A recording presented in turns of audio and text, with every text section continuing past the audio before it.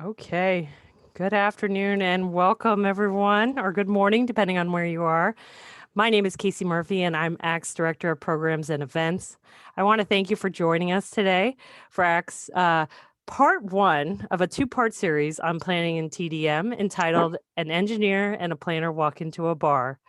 Before we hear from our presenters this afternoon, I wanted to quickly take care of a few housekeeping items. First, all attendees are on mute during this webinar. If you have a question or have a problem hearing us, please type it in the chat box located in the toolbar at the bottom of your screen, and I'll do my best to get your question answered as we get going. Secondly, we will be hosting a Q&A at the end of today's webinar. So if you have a question for any of our panelists throughout the presentation, please feel free to type it in the Q&A box and also note who the question is for. And today, both panelists would love to hear from you and any examples that you might have going on within your own planning and your own job right now that you want to try to hash out with them. They would be more than happy to answer your questions today, so please feel free to type those in as well. Finally, this session is being recorded, and we'll have the recording up on the ACT website within 24 hours after the presentation ends. Now I'd like to go ahead and pass things over to David Strauss, ACT's Executive Director, to give an update on what ACT currently has going on. David? Thank you, Casey. Good afternoon. I want to thank you all for joining us today. As the premier association for TDM professionals, our goal, as always, is to build a strong community of individuals and organizations working to advance and implement TDM at their work sites and within their communities. Webinars like today's are an important benefit to you as a member of ACT, providing you with valuable information on latest trends and important knowledge to make you more impactful in the work that you do. To each of our non-members joining us today, I invite you to become a member of the ACT community. I guarantee you that ACT membership will be a valued investment in your professional growth. After today's event, you'll actually receive a note from Elizabeth Denton, our membership experience manager, offering an opportunity to connect and learn more about ACT. Before we get started, I just want to take a moment to update everyone on some news from the organization. Yesterday, I hope all of you saw the announcement last week about the opening of registration for ACT's 35th annual international conference to be held August 1st to 4th in Disney World. The realities of planning a conference during a pandemic present unique challenges to us all, and we understand that there are concerns about COVID and the economic impacts it may be having on many of our members. Please know that we will be focusing significant attention on creating a safe environment and hope that many of you will be able to join us in person. To make the event a bit more affordable during these tough economic times, we are pleased to provide an extra early bird rate, providing an additional $100 savings to individuals that register before March 5th. As well, earlier this week, ACT opened up nominations for our ACT National Awards, which will be presented at the final day of our international conference. We've introduced a new award this year, the Strategy Pivot Award, which recognizes an exemplary program, policy, or service that successfully shifted its strategy due to the effects of COVID-19. So now I want to actually just move on to our webinar, Planning in TDM. An engineer and a planner walk into a bar. I think it's the first joke line we've had heading into a webinar, but one that's very accurately describes the scenario.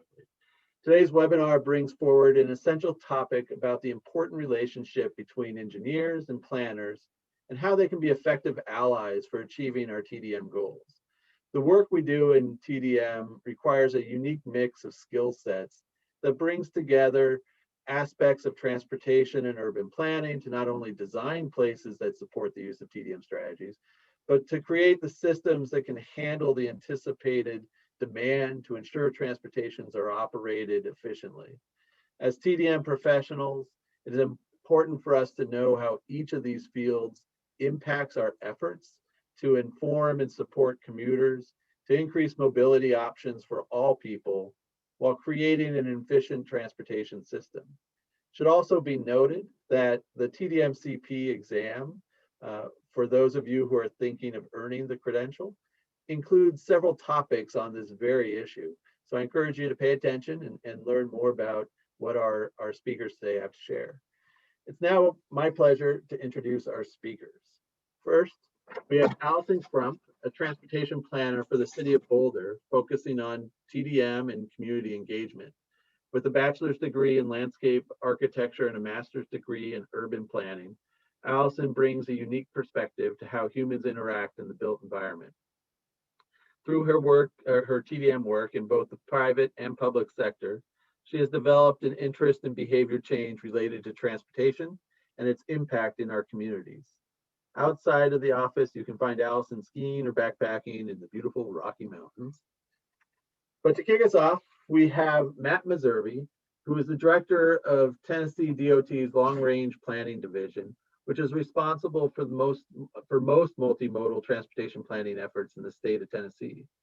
Matt has over 2 decades of planning and engineering experience, including over 10 years in the public sector, working for Nashville's regional MPO, where he helped prepare 3 regional transportation plans.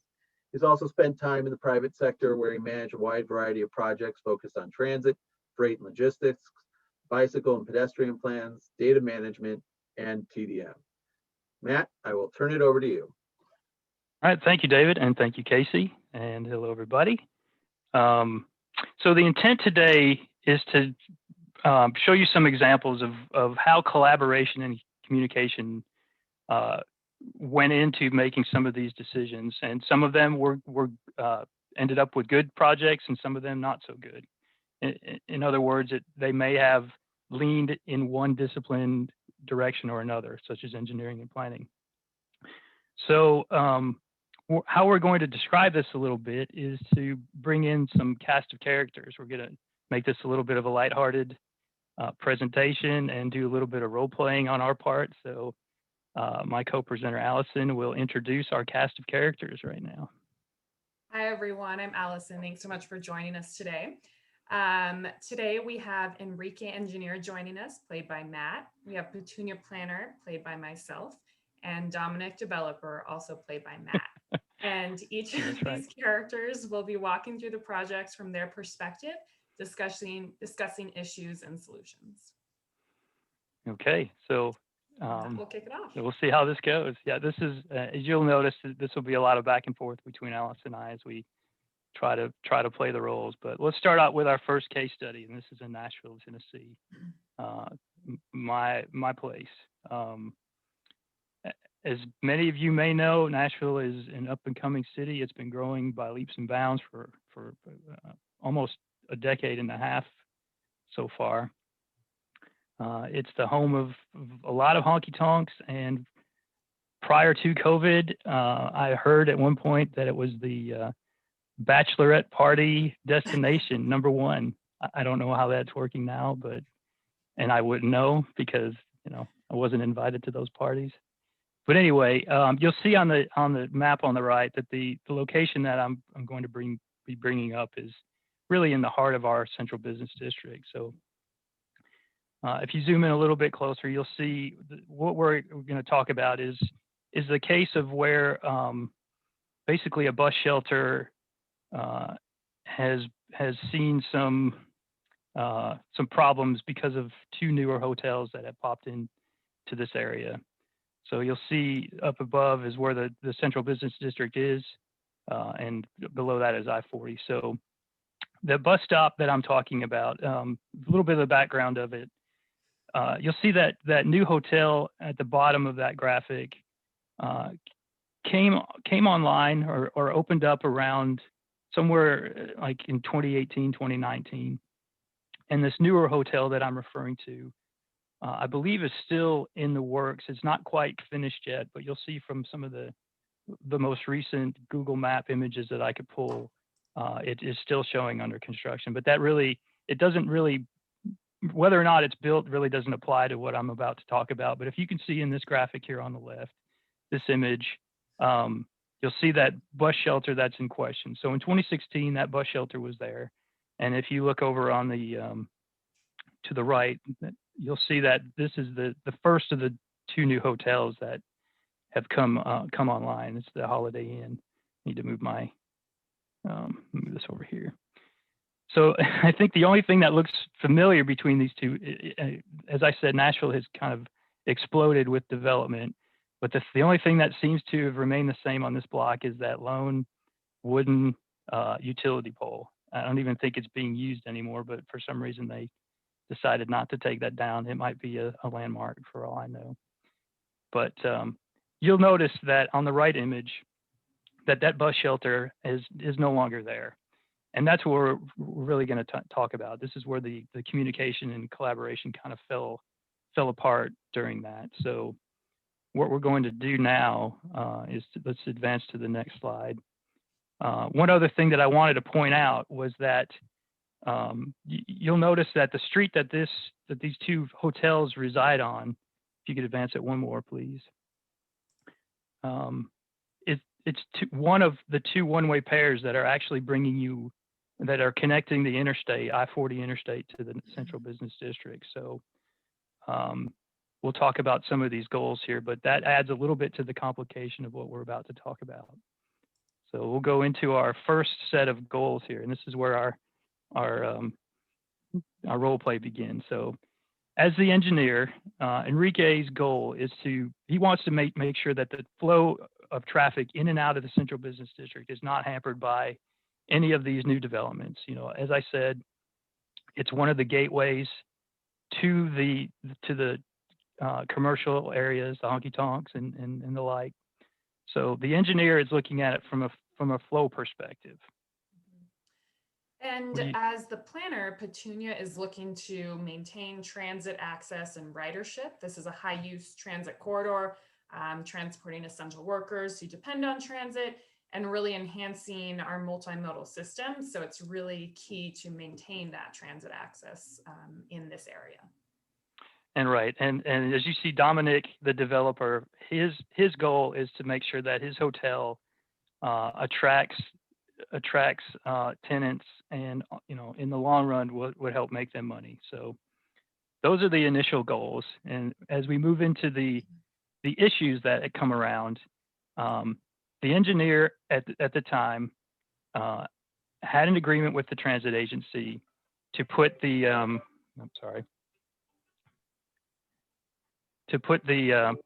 bus shelter back when the construction was complete. However, the developer at a different point, I'm sorry, my phone is going off and I hope you can't, okay, it's done. The developer had a traffic impact study completed that showed recommendations that based on this hotel and the amount of traffic it would be generating, that it'd be recommended to install a right turn only lane. And on top of that, he also, after the fact, had decided that he thought it would be a good idea to introduce a valet parking opportunity on that main line. So as Petunia, go ahead, Petunia. What do you think could be the problem here? And as Petunia, the planner, she's recognizing that that through all of this and the suggestion for a right turn only lane, that changes in this lane configuration could really create transit safety and operational concerns. Again, that could really affect the multimodal transportation system here along this primary corridor. So there's certainly some conflict in there, and each of them are recognizing those problems. Yeah, so we'll go to the next slide here and elaborate a little bit more on this issue. You'll see that as you expand this image out, that lane closest to that new curb there, that new sidewalk and curb where that truck currently is, that is what the developer would like to convert into a a right turn only lane. Now, as Petunia / Allison mentioned, right turn lanes and buses don't necessarily go together, because if you think about it, as a bus enters a right turn only lane to pick up passengers, they're not intending to turn right, so they actually have to re-enter the traffic, which can create some problems if you're at a stop and you're trying to merge with faster moving vehicles. So that's where the transit agency sees the concern. So So now let's get into some of the solutions that have come about. And this is one of our examples of where things started to fall apart, and we're still kind of in a to be continued state, because there has not been a total solution completed yet. So right now, the developer is currently meeting with the city's traffic and parking board to get their approval for this valet parking. But at the same time, the engineer understands what the pains of the transit agency is having, because without putting a shelter in that location is not the best idea. So they're looking at ways to potentially basically overrule the traffic impact study to see if there really is a need for a right turn only lane.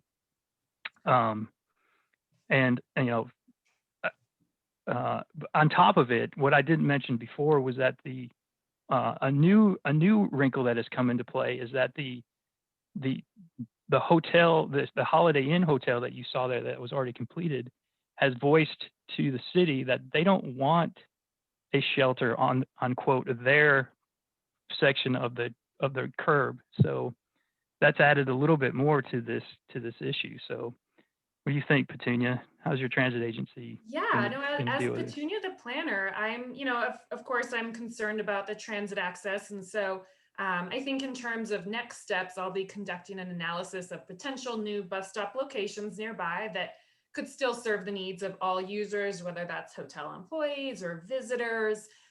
So that'll be a next step. I'm also going to look at researching additional curbside management options. Could this be a site for bike share or other micromobility options? Could we manage the curbside better to serve all users? Could we look at bulb outs or transit islands or other opportunities to really utilize this space so that all users can go ahead and have that space, and it's not leaving anyone behind. So while we're not quite at the final solution stage, I think we're coming up with the next steps there. Yeah, so communication started strong, and as certain things started to get closer and closer to completion, the game changed a little bit, and it's caused a little bit of a headache for basically everybody involved. As you know, then the transit agency will probably be the one that has to bear the sacrifice, because they don't own the roadway. They're looking at the developer who really wants to make their site the most attractive that they can to attract their customers. And on top of it, the agency is going to have to probably put more money out to find a solution on that. So this is kind of the conclusion at this point of case study number one, and hopefully you can start to see that even in today's day and age, as much as people know that they need to communicate, communication still can still fall apart in locations. Okay. So this is a to be continued story. Yeah. All right, and our next example is from my side of the country. We're gonna fly partway across the country to Boulder, Colorado. And I wasn't prepared to talk about what's exciting about Colorado. I don't think we're known for bachelorette parties or honky tonk, but we're certainly known for. I'm sorry. Mork and Mindy, when they come out of Boulder. Mork and Mindy, yes, there is the Mork and Mindy house right downtown, and oh, really? we have a lot of ultra athletes. I know whenever I go on Strava in Boulder, it's always a little depressing because I'm nowhere near the top, because there's just a lot of intense athletes in Boulder. But it's a fun town to live in, and we really work on multimodal access for all people, residents, employees. We have a large in-commuting population, so it does make TDM in Boulder really interesting, because we have tens of thousands of people coming in every day, and a lot more coming in than leaving. So we certainly pre-pandemic times had a lot of interesting TDM issues in that respect. But the example we're going to speak to, sorry, let me jump back really quick. So Boulder, like many other cities, aims to have zero traffic fatalities or serious injuries in the near future, also known as Vision Zero. In 2020, we began the Vision Zero Innovation Program, which dedicates funds to installing innovative, quick build improvements on city streets to enhance pedestrian and bicycle safety and comfort. These Vision Zero Innovation Program projects take a tactical urbanism approach to transportation safety with a streamlined implementation process incorporating community feedback. One of the quick build improvements was curb extensions and intersection treatments adjacent to a local elementary school. So that's the example we're going to jump into today. So here we have High Peaks Elementary School on Aurora Avenue. And you'll see there's a number of adjacent streets that we're going to kind of dig into. This project involved not only city engineers and planners, but also a planner from our local school district, as well as leadership at the school. So it involved a number of other players there. So we're going to jump into the goals of this project. So I'll let Enrique start with his goals. Enrique, so obviously we're looking to make sure that anything that we do maintains the safety of all the users. But again, as managers of the roadway system, we want to make sure that we're maintaining the goal and keeping traffic moving as much as possible. And as the planner, Petunia also wants to provide a safe environment for all users, especially around this elementary school. She's looking at a really holistic perspective, aiming for a comfortable, creative, low cost, and quick build solution that improves neighborhood intersections at all times. And then from the school district perspective, they're also looking for safety for all users. They've identified a number of issues here, which we'll talk about. And what's important to recognize in this example is some of the goals are similar, so there is common ground, and some of them do contradict each other. So we'll move forward to the issues from there. Okay, so some of the things that are looked at, one of the solutions could be the potential for having bulb outs and things like that. But when you start to develop some tangible solutions, you have to look at the effects of what those could do. And some of these here are listed as, if you put something in there and maybe potentially create a sight distance issue, you want to make sure that that's taken care of. Also, when you build things on roadways, you have to make sure that you're still maintaining the drainage. I know a lot of people maybe not think about that when they're thinking of solutions, but you still have to make sure that when it rains or when the snow melts, that it has a place to go. And also when you do include and try to maybe take away some of the roadway capacity, you have to make sure that you're not creating unnecessary backups on those collectors. So that would be what an engineer would probably look at. Many of the ideas, but here's just a few of those. That's a good point. We're certainly pulling a few pieces here, not every piece. Right. And as the planner, Petunia is looking at some issues of kids and parents not having a safe short crossing for before and after school, which is peak hours, rush hours there. And as the planner, Petunia knew that this type of project would take years to justify via traditional quantitative data and years to pull together the funds for traditional traffic calming like concrete build-outs within the city budget.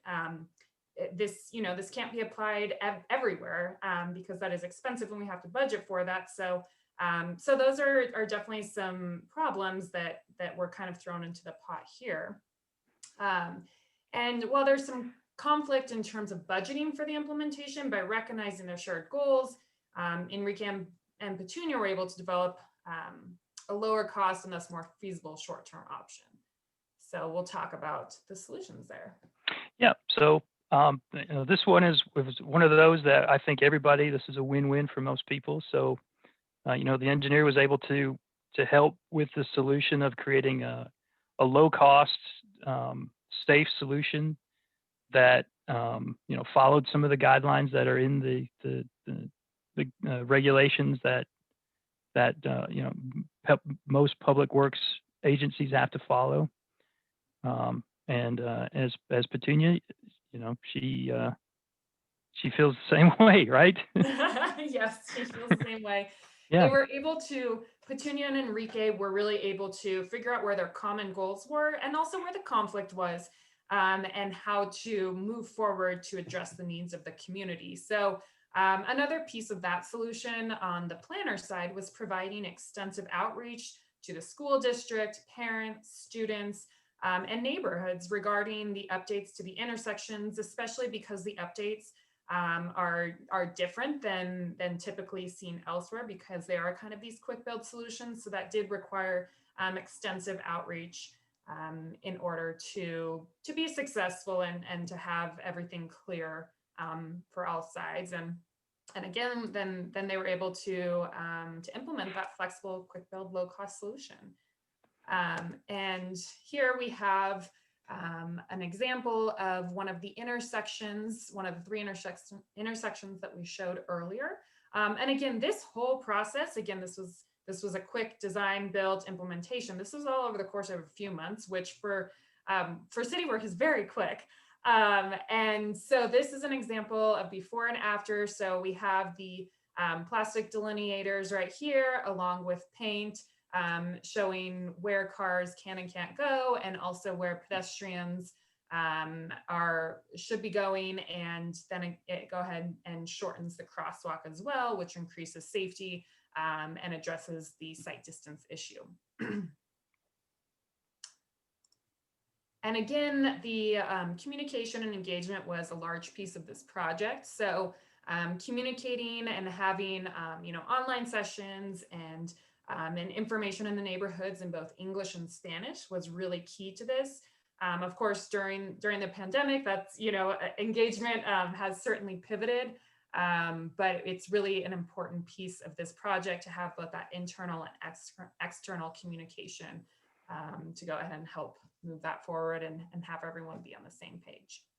So again, this is an example, the Nashville example, we wanted to show some friction and the different sides of the coin, and how we're kind of moving forward on that. And this example in Boulder, we wanted to show how the planners and engineers were working towards those common goals and were able to work through their differences and their different goals and the problems and come ahead with a solution. Yep.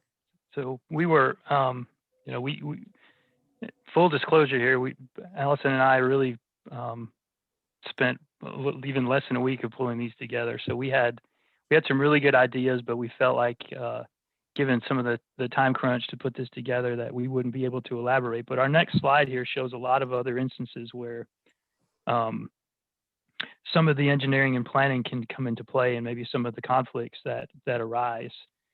And we also thought it would be a good idea too to maybe open this up to the floor to have more of an open discussion, maybe something different than what these webinars are normally, to talk about some of the things that you might have experienced during your professional career. But I thought we could walk through these real quick and kind of describe where the conflicts could arise. So for example, this first one where you talk about intersections and the turning radius of these of the intersections, they need to be looked at in a bunch of different ways, because if you have small turning radii, then you even though you are able to shorten the distance between curbs and make that crosswalk a little bit smaller, you're also potentially prohibiting the ability for emergency vehicles or large trucks or even buses to make those turns. So those are one of the things or many of the things you have to think about when you are looking at ways to maybe assist the pedestrian, but also in some ways you could also hamper the operations of that actual roadway. Another thing that we've talked about a little bit is sidewalk amenities like street trees, and if you have things like that are too close to an intersection, you might be really hampering the sight distance issue. So you may not be able to see vehicles coming in your direction quick enough to be able to make some kind of reaction and maybe save something that could be a very bad incident because of that. And another example we've brought up in our discussions is the cost of the project versus visual appeal. Oftentimes, in my experience, I find that planners tend to,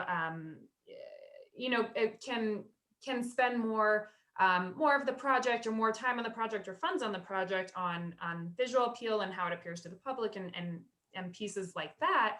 And a lot of times the engineer is a lot more concerned about the cost of the project. So really understanding that value of each and moving forward to find a solution that balances those two has been areas of conflict, but I think can certainly provide some solutions there. Yep. And so you also have some of the instances where people want to incorporate bike lanes and to create a complete streets dynamic. But there are instances where a certain shoulder width needs to be maintained in order to make sure that vehicles can get off of the through lanes and not create much of a backup for that. And sometimes what I didn't even identify in here is that you may not even have enough space. Your right-of-way distance may not allow for the incorporation of these types of amenities either. So you have to be cognizant of how much space you have to work with if you're trying to make multimodal improvements into that. One other item that you have to look at is connectivity versus access and mobility. I think if some of you had watched some of these webinars for the TDM CP, you might have seen where I talk a little bit about how having a lot of driveway cuts or the ability to access developments in short distances does hamper the ability to move vehicles. So you really have to look at how the functional classification of that road is and the intent of whether or not the road is intended to move cars or to provide access. And then also how much you want to connect modes through that. So again, a lot of things that need to be thought about when you're trying to improve roadways or even make new roads. Absolutely. Another typical conflict area between engineering and planning in the transportation realm is traffic calming versus vehicle level of service or travel time. Many cities have very specific metrics on travel time and intersection level of service. And these often don't take into account multimodal level of service or comfort level of users, which is a lot of pieces of traffic calming. So it's really important to recognize what are your city values, what are your goals of having those metrics, and how can we work to have both of those, but really recognizing the reality of what that means as opposed to just having that checkbox for travel time through a corridor or something like that. Maybe we're not making it comfortable enough for all users. So really recognizing the values behind those metrics and the reasoning, and then moving forward from there. So again, these are some high level examples that Matt and I talked through based on both of our experiences. But we'd love to, if you had any questions about any of the details we shared about the previous projects, or if you have your own projects that you have some specific questions about, we'd love to kind of dig into those and address those questions right here. Yeah, thank you both. We really appreciate that, and I love the visuals and all the examples today. I think that was really insightful. We do have some questions. I'll remind folks that if you do have a question for Allison or Matt, feel free to type it in the Q&A box and let us know who that question is for, if it's not for both. I'm going to start with you, Allison. This first question, kind of a two-part here, but for the Boulder example you gave, was there conflict between the engineer and the planner on the solutions? For example, conflict that the solutions would disrupt traffic flow or even the slightest? If so, how were these conflicts mitigated to reach the final goal? That's a really good question, and thank you for that. So there were, I would say in terms of disrupting the traffic flow, so let me go back actually to, so you can see the map. So the traffic flow is on this collector here. So it was backing up into neighborhoods. So it wasn't backing up to an arterial street or something like that. So in some of the solutions, our traffic engineer actually did work on redirecting traffic so that it did, so that traffic flow was not affected with these intersection improvements. So, and the traffic flow backup was actually part of the issue that was causing safety issues with students crossing the street. So, so in kind of mitigating those issues, it helps support the safety issue. Excellent. Okay. This kind of her second part here for both of you, and I'll start with you, Allison, and then Matt, feel free to chime in here a little bit. But what are the best messages to work with engineers who aren't supportive of the quick build solutions? Any examples of success?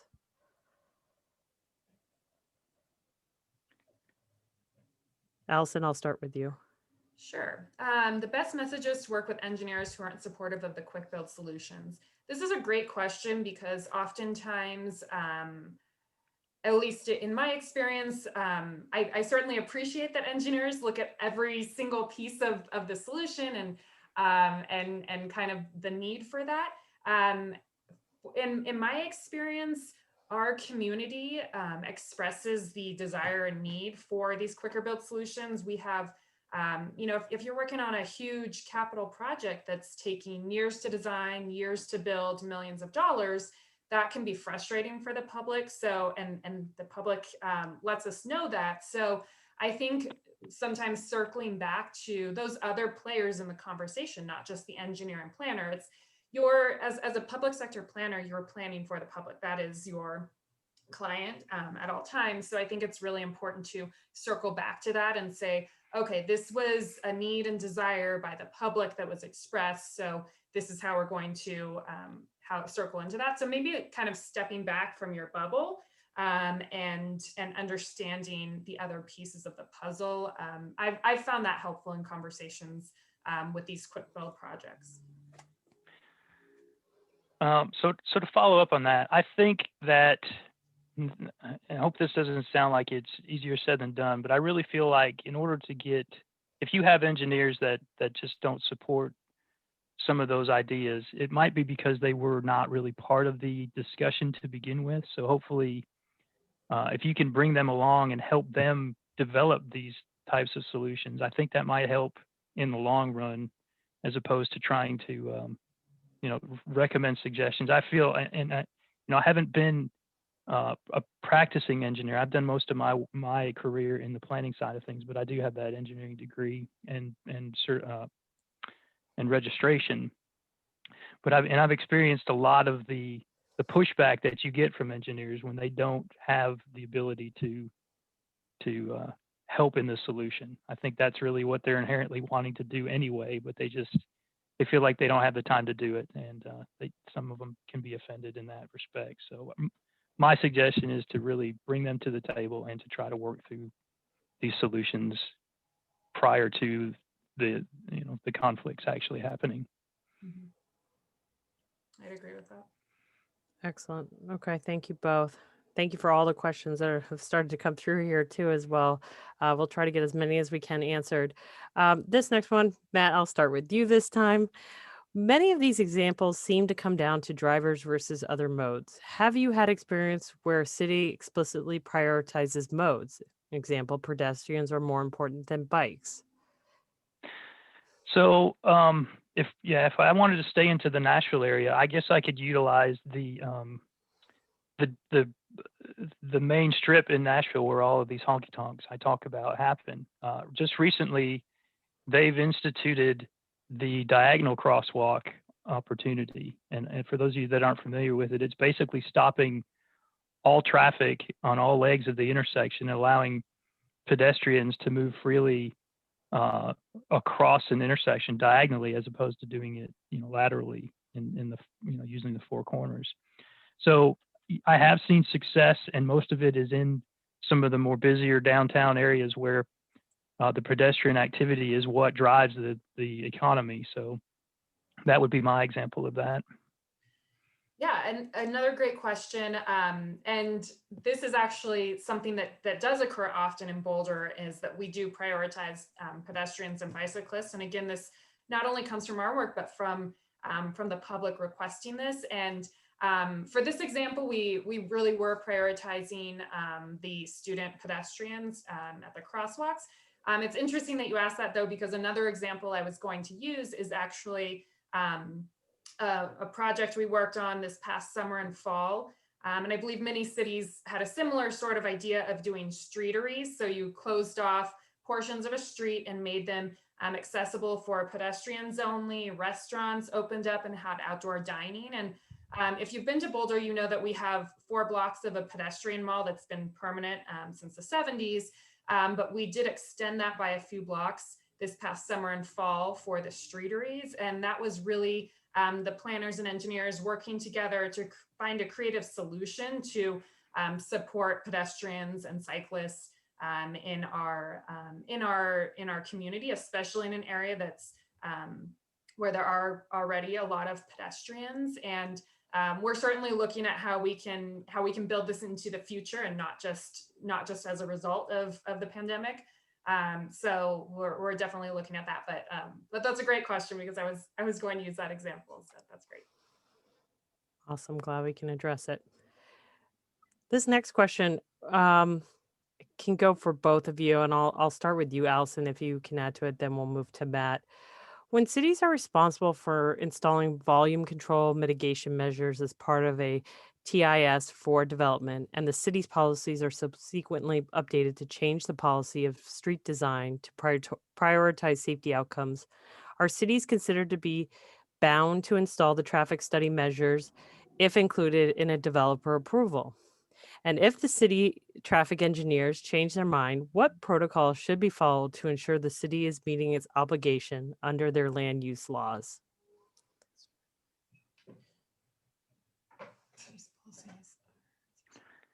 Allison, do you want me to start with Matt? Matt, you can start with that. Okay. All right. There's a lot there. Yeah. Okay. So I'm trying to read through it again, but I think I understand your question is if the traffic impact statement recommends a certain recommendation and it follows the city's policies, do they have the ability to change then? Yeah. To change it if needed? And the answer to that is yes. It doesn't. The traffic impact statements are not the final rule. They're just the suggestions. And sometimes, in most cases, they really try to look at those studies as more than just the particular location where the traffic is being generated. They look at other intersections around that based on the size of the development to make sure that the impact isn't as great as the traffic disperses beyond that generator, how far that influence is. But they are absolutely able to discuss the recommendations and to try to work through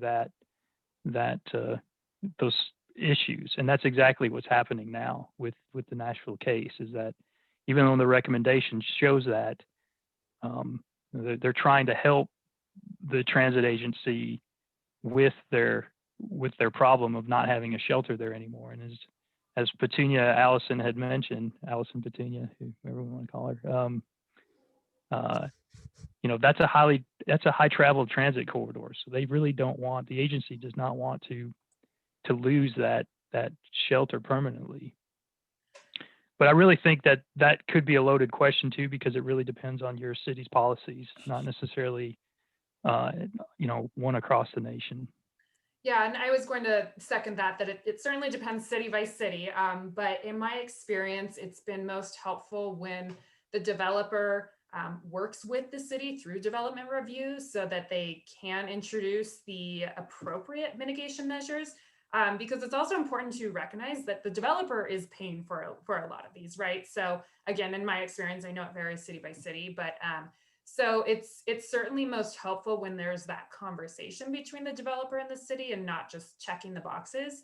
And I think it really helps those policies take form if there's that back and forth conversation.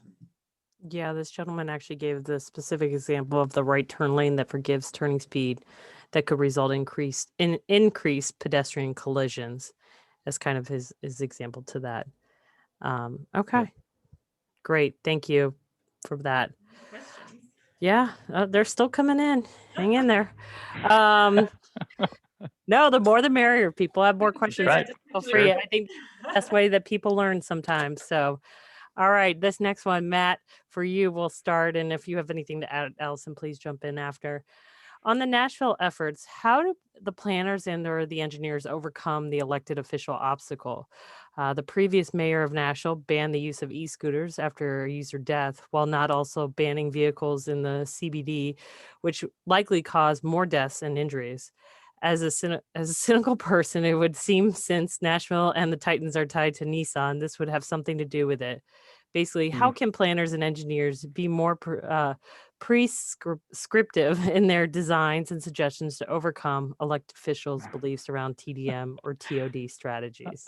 Next question, please. Yeah, I really, I overcoming the political obstacles. I don't think there's a smoking gun to that. To tell you the truth, I mean, I'm aware of the banning of the e-scooters after that death, but I feel like there's, you talk about banning the vehicles in the CBD, and I think that goes beyond the politics of Nashville. I think, as you know, TDOT has a say in how some of these roads, because they maintain part of these roadways as well, and I think that's kind of a sticky situation too, because that scooter death was while it was unfortunate, I think it could have been prevented if there would have been a little more of a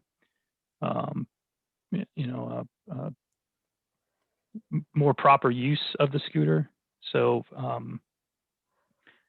I don't have a lot of that background information on that, so I don't really want to get too deep into the politics of it.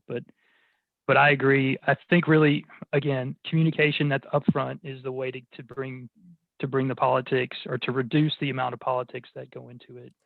Having these players involved at the beginning is so much easier to have to deal with issues, as opposed to coming back in the middle or near the tail end of a project to try to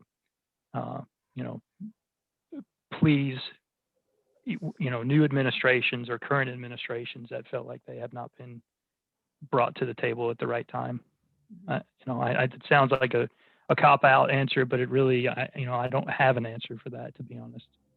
I can add a little bit to that. And I mean, again, I'm not saying this is the right solution for everywhere or anything like that, but I'm just sharing our experience in Boulder with kind of micromobility and scooters and whatnot. And instead of allowing scooters, we've been working on kind of a micromobility policy within the city.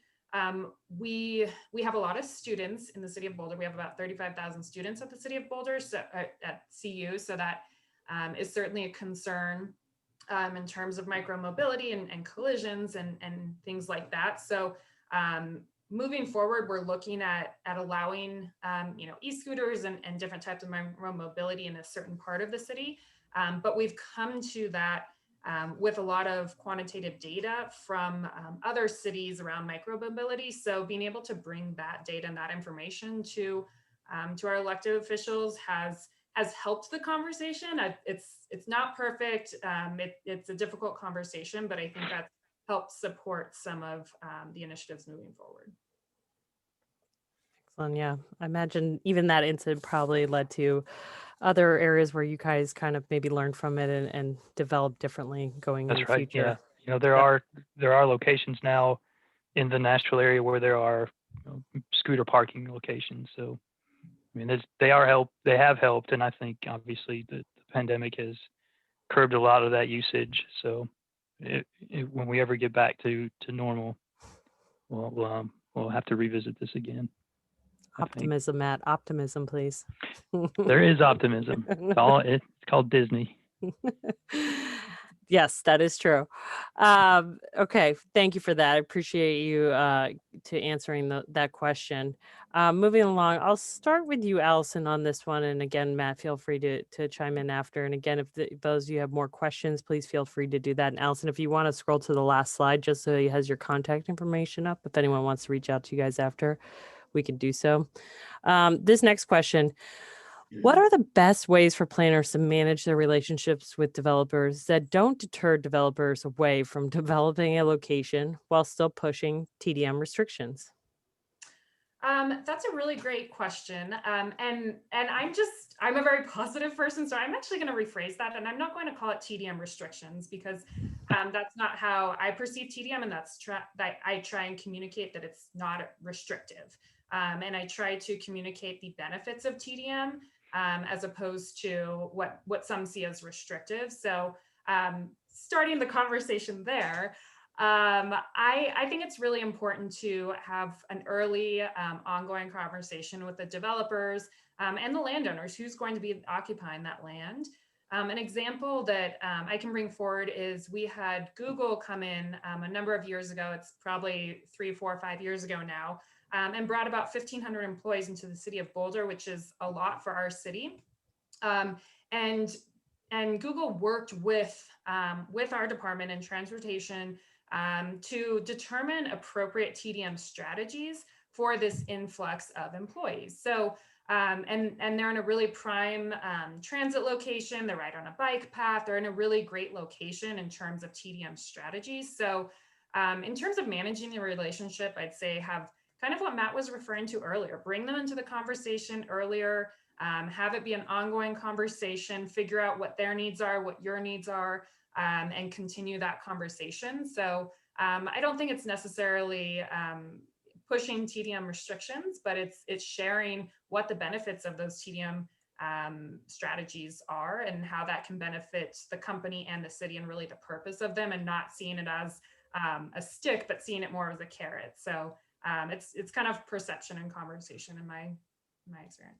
Yeah, and I think this help answers the question below that as well, because I think if you have a policy in place, I think it helps when you are able to have that conversation with them, with the developer, that lets them know some of the requirements that they will have to look into in order for that to happen. Without a policy, then it really becomes case by case basis. So as Chris mentioned in his other question about if whether or not the hotel was approached to see if the workers would be a great candidate for bus service. And to answer that, I don't know, but I think if that policy had been in place, then the developer would had to have considered that going into it. Okay, great, thank you. This next question, I'll start with you, Matt, and Allison, again, feel free to jump in. Can you address the issue of our transportation system being designed, built, and funded to support SOV trips rather than walking, biking, and transit, and how that has impacted transportation engineering practices? Do you have experience of LOS for walking, biking, transit, rather than just cars?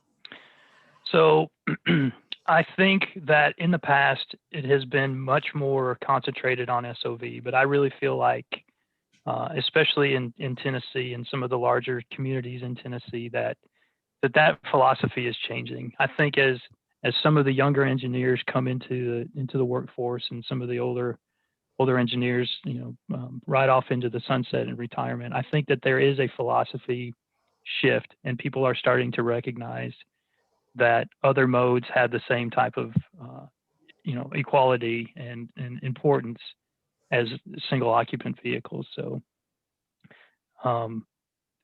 hopefully that's changing, but there are still areas that do rely heavily on single occupant vehicles, and again, that has usually to do with the intent of some of those roadways. If mobility is the number one goal, then unfortunately, you probably have to sacrifice some of the multimodalism side of it in order for that to achieve that goal. But that's the discussion. Again, communication to determine that you're doing the right thing. Yeah, I would definitely mimic what Matt's saying, and also I would encourage as planners and TDM professionals to bring multimodal level of service into the conversation in your cities and your projects that you're working on. Multimodal level of service does exist. You can look at our Boulder's most recent transportation master plan, a lot of cities' transportation master plan. I know a lot of consultants are working on this right now. So again, bringing that in as part of the conversation. I certainly agree with this question. SOV trips have been prioritized for decades. So let's change that conversation. and bring multimodal LOS into the conversation so that moving forward, we have those metrics. Excellent. Okay. Try to get through to one more question here from both of you. Allison, I'll start with you. Can you elaborate a little more on traffic engineering, transportation planning, and transit route planning nexus? Just a little bit more. Oh, I feel like there's a lot in that question. Yeah. I mean, even if you can just touch upon one of the areas and then Matt can do the other to wrap things up a little bit. Well, if you don't mind, Allison, I ahead. I really think that they're connected. They can't, none of those could operate in a vacuum. I think you've got to consider a lot of those when you are, working on solutions for some of your deficiencies. That's probably as deep as we'd be able to go, and maybe we could do part 3 on that just alone. But yeah, I don't have much more to add to that other than they all have to be considered as one. Absolutely. They all have to be considered. I think, as Matt and I have been discussing, communication is really key between those 3 areas. I also personally have found that it's really important to, question each piece of it. Like we were mentioning earlier, there's, a lot with SOVs and kind of that's sort of been the mindset in the past. So let's just question different pieces of this as we're moving forward, so that we can have all of these pieces aligned and really being productive. Excellent. I want to thank both of our panelists today for a job well done. We really appreciate all your valuable insight that you gave folks today. And want to mention to all of you again that we do have a part 2 of this Planning and TDM series. It's going to be entitled Meaningful Design and Mobility Decisions, Elevating TDM's Role in Reshaping Our Communities. That will be Thursday, February 25th at 2 p.m. Eastern Time. I hope you can join us. And once again, thank you again to our panelists today. And thank you all for joining us. And we'll see you on February 25th. Have a great afternoon, everyone. Bye-bye. Thank you. A good one.